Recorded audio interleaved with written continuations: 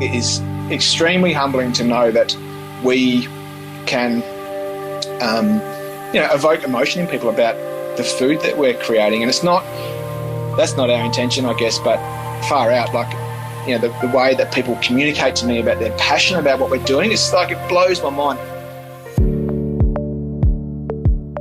This is The Producers.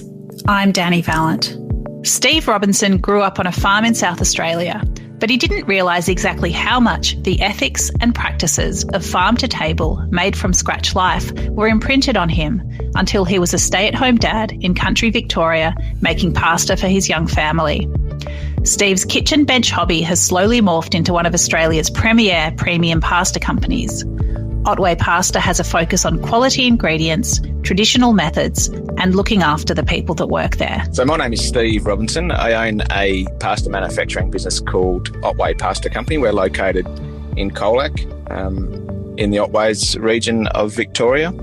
So Otway Pasta Company is a pasta manufacturing business. We manufacture fresh pasta, we manufacture dried pasta, and we've just recently added fresh gnocchi to our range, and we also have a range of sauces. I was brought up on a dairy farm in South Australia at a place in a place called Kalangadoo. So Kalangadoo is about 30 k's north of Mount Gambier. So I was one of 5 kids. I'm 42 now, so growing up back then, my mum made a lot of things at home. So, bread and butter and all those sorts of things were made at home. So I grew up, I guess, seeing that. And then, fast forward 20-odd years, I'm then had the opportunity to be a stay-at-home dad as well. So naturally, I just sort of moved towards making a lot of food at home as much as I could. And whilst Mum never made pasta at home, we had chooks on a little 1 acre block here in Colac, so just naturally I was drawn to making pasta. A practical solution for feeding his daughter slowly turned into a pasta obsession, fueled by curiosity and the pleasure of eating food that's handmade with care and love.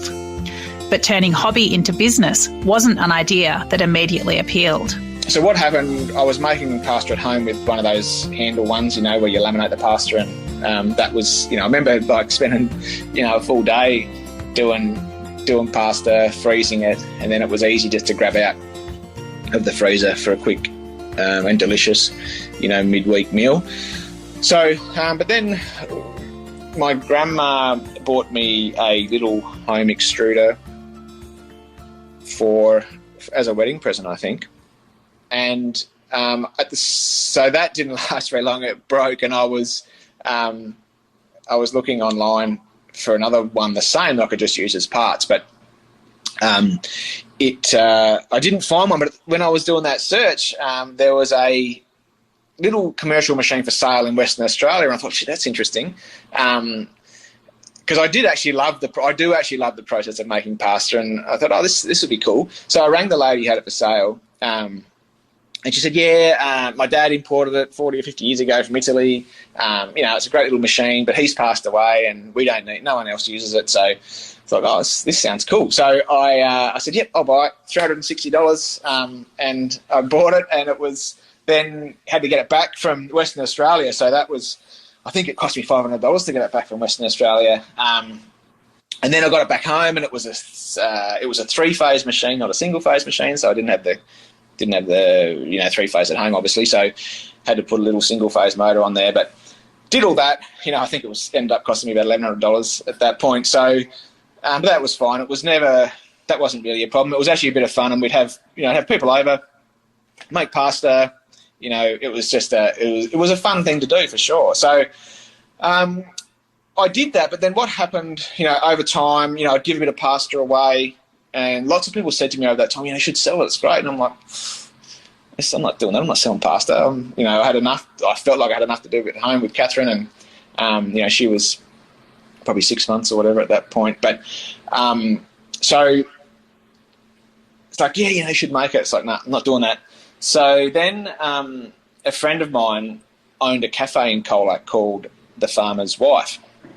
And Melanie just said to me one day, you can bring your machine down to our shop, our cafe, and you can make pasta there. And then it covered me from the Food Safety Council regulations point of view. So I thought, oh yeah, we'll just do that. So I did that, and we put a bit in her. She had a little deli section there, so we put a bit of pasta in her deli section. I think a couple of chefs from Melbourne got hold of it, and they gave some, really positive feedback back to Melanesia. So that was great.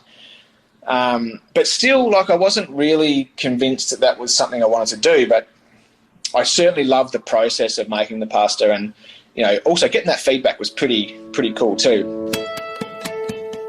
The trajectory of the business tracked alongside Steve's ever-changing parenting responsibilities. As he had more time and headspace, he started to scale up. But I think one thing that I feel I've been very fortunate with, and it wasn't by good management, but just, as being a stay-at-home dad, and for a good part of that time being a single stay-at-home dad, I really needed to be mindful of making sure I had enough time for Catherine, getting her to kinder and school and all those sorts of things. So really what happened was that as Catherine grew up and got into kinder, and then got into 4-year-old kinder, which I think was 3 days, and then started school, pretty much the business just really grew along with her in a sense. So then I think I don't know exactly the timeline now, I think it was 2017, I had the opportunity to buy a really nice factory. We went, and the real estate agent had contacted me and said, look, Steve, there's this factory in Hurst Court, you should come have a look. And I knew the factory, and I thought, there's no way I can afford to purchase this factory. And it was way, way, way, way bigger than we needed. At the same time, I was manufacturing our pasta in a, like I said, in a shed, but it was a fully decked out commercial kitchen, but it was 3 metres by 12 metre room. So this factory was actually 38 metres by 38 metres. So it was way, way bigger than we ever thought we'd need. So, but I went and had a look at it. I thought, this factory would be perfect for us, but, they wanted a lot of money for it, and I wasn't in the position to do that. Catherine hadn't started school at that point. So, just wasn't a thing. But I said to the agent, I said, look, Anthony McDonald, I said to Anthony, look, I'd love it, but just out of my price range.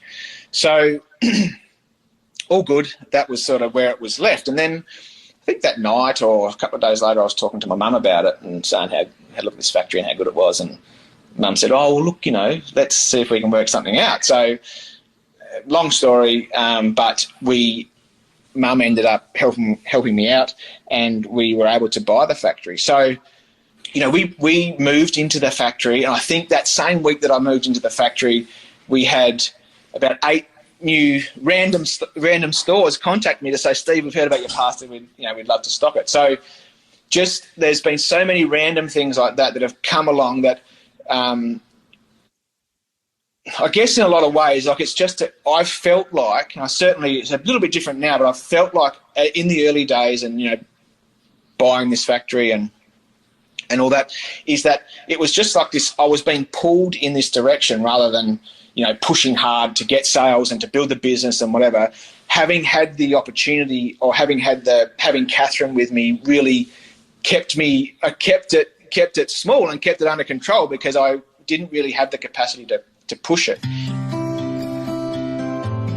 Pasta can seem like a simple product, but there's a lot that goes into it, from sourcing the primary ingredients to caring about the people who make it. There is so much to making pasta, and there's so much to making lots of different products, but if I look at pasta, I'm here, like I said, it's been nine years, and I would still say that I haven't got my head around the whole manufacturing process, because there's so many variables and so many things change, almost on a daily basis, that, you sort of got to flex with, I guess. But I don't really know what it is, but I can still go out there on the machine, which I do as much as I can. And there is something therapeutic about, watching the pasta come off the die. And I guess, for us and for me personally, you go and you think about, we're producing X amount of packs per day.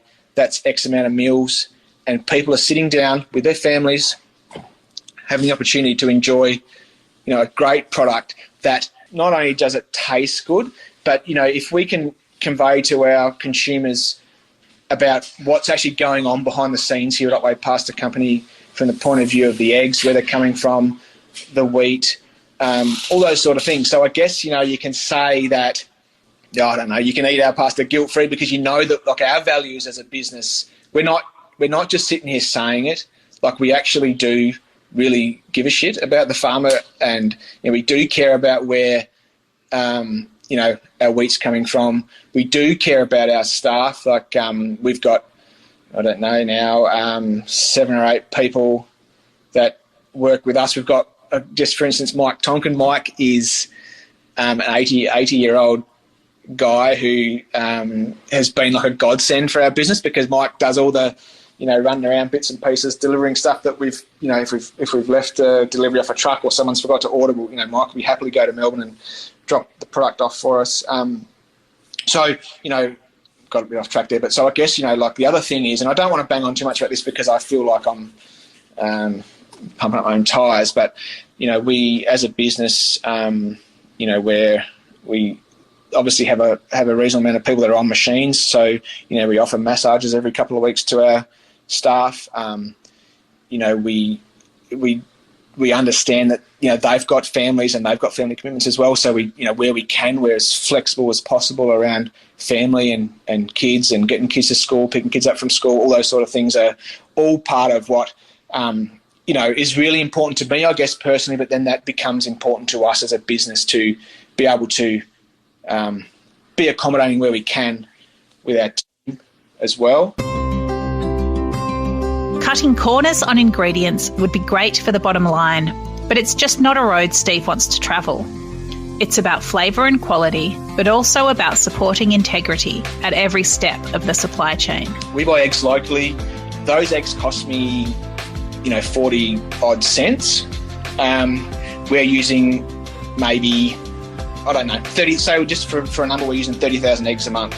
So I can go and buy free-range eggs, buy the standard free-range eggs for 17 cents.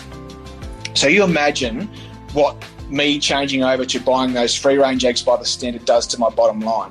But at the same time, I'm always conscious that if we go down that path, the quality of our product is going to be diminished greatly. So, we have, whilst it's sometimes attractive, we've made that decision that we're not going to go down that path of reducing our input costs or reducing our ingredients costs, because then the product suffers, and then we don't get the emails from the guys that saying how much they appreciate our pasta.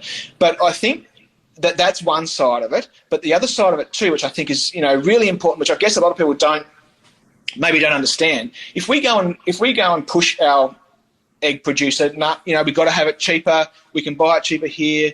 We want a better price.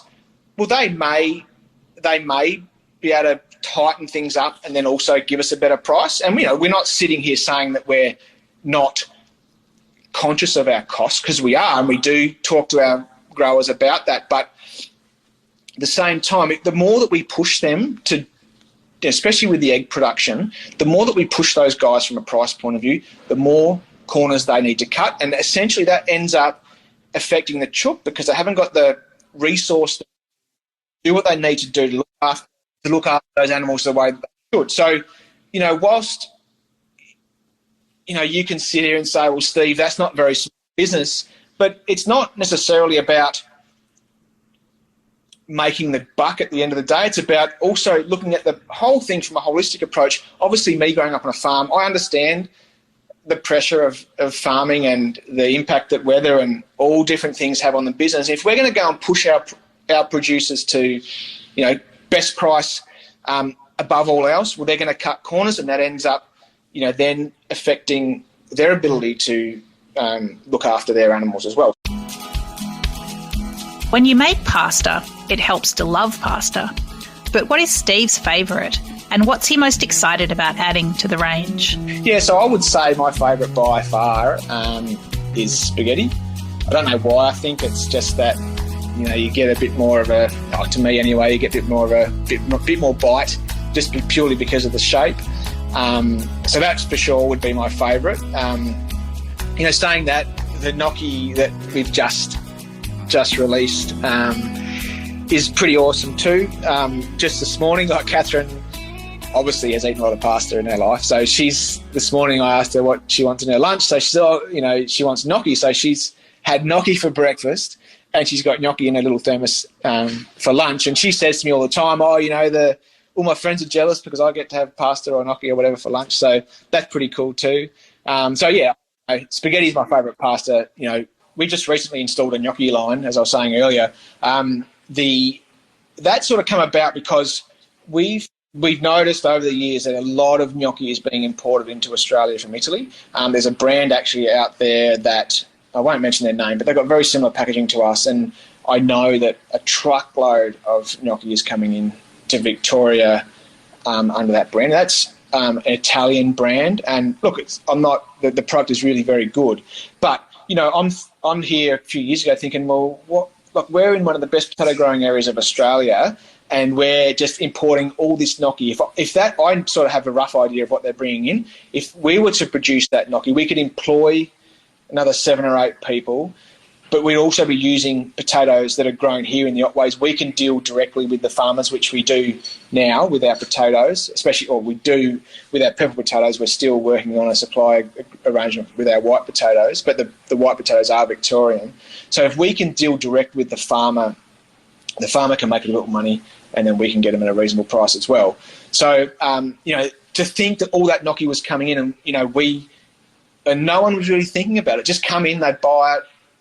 The government, I'm not sure about all that sort of stuff, but it comes in and it gets sold. So, it's crazy to think that no one is conscious of any of that. So I thought, well, I need to do something about that. So then for us to be producing a product that, stops some of that product being imported, and it keeps the jobs in Australia, we're buying local potatoes, all those different things, that's really satisfying for us. And we'll keep plugging away. It's a long work in progress, but that's satisfying for sure, that we can actually keep the cash here, keep it in Australia, and also obviously supporting our local farmers as well. Enjoying your own product is one thing, but Steve still gets a huge thrill out of hearing how much people love Otway Pasta. You wouldn't believe me if I told you how many emails or messages we get weekly from people about our products, and it still blows me away. I speak to other people about it, and they go, far out, who takes the time to do that? But so many people do, and I think far out, I can stand here hand on heart, it is extremely humbling to know that we can evoke emotion in people about the food that we're creating. And it's not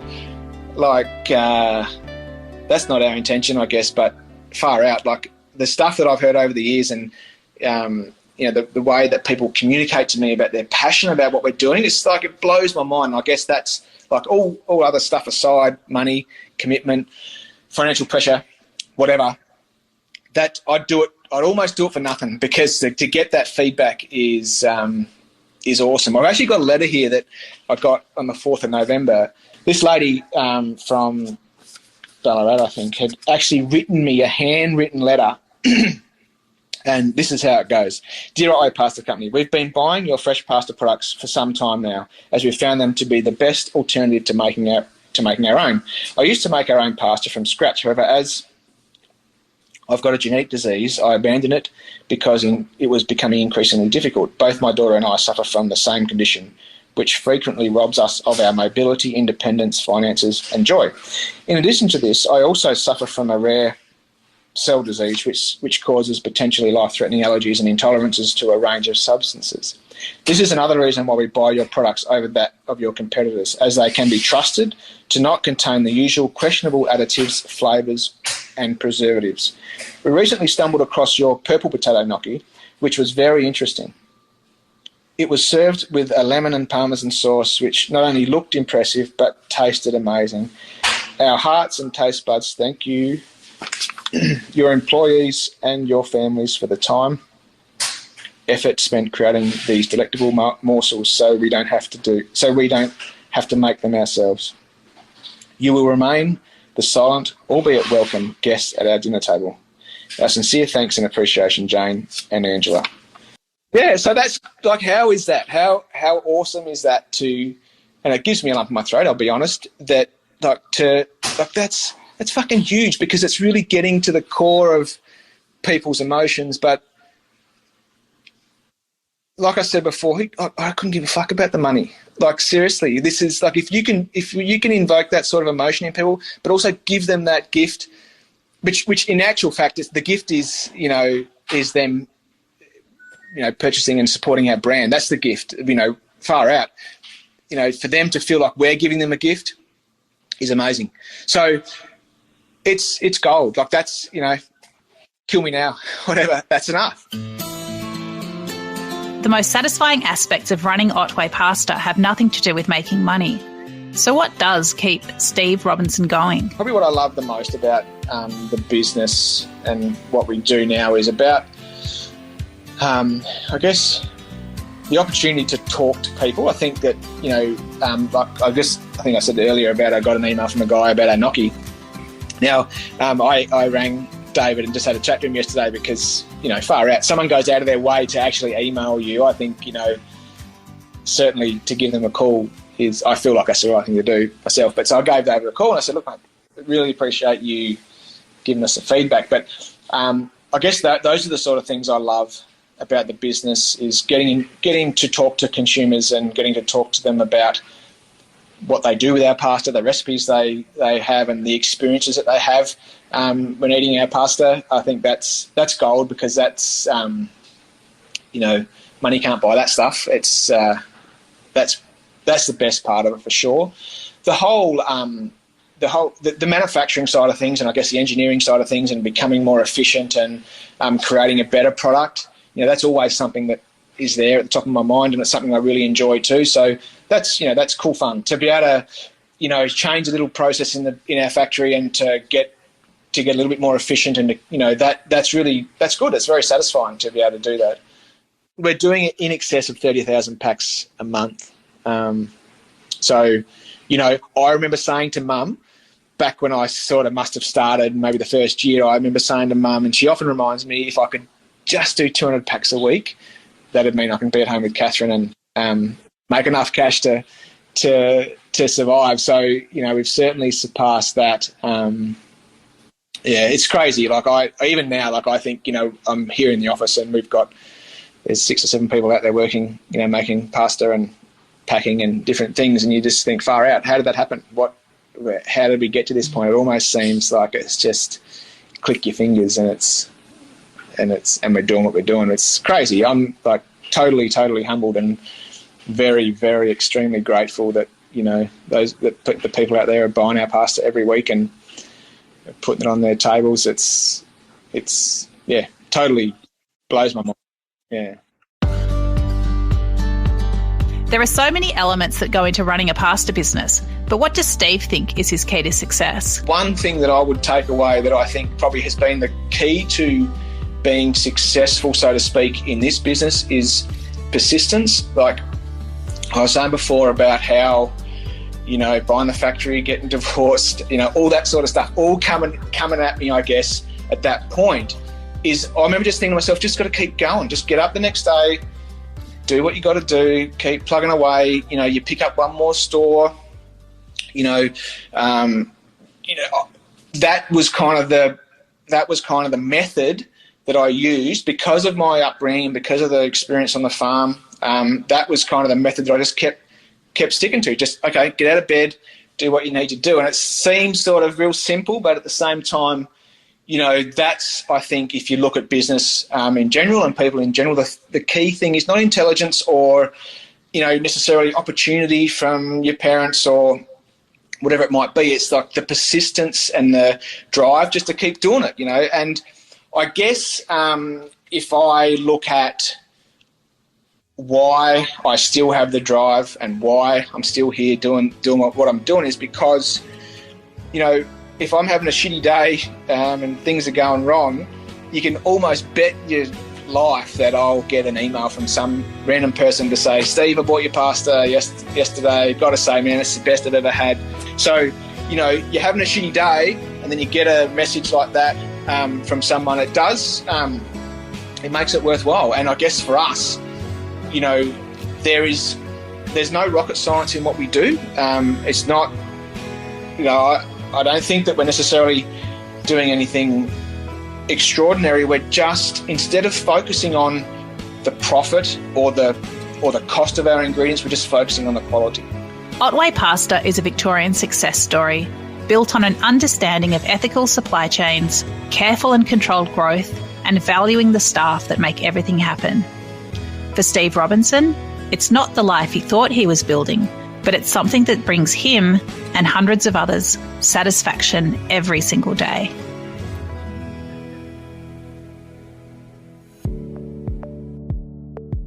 This is The Producers, a Deep in the Weeds production. I'm Dani Valent. Stay tuned as we talk to some of Australia's best farmers, makers and growers. Follow us on Instagram at Producers Podcast or contact us via deepintheweeds.com.au.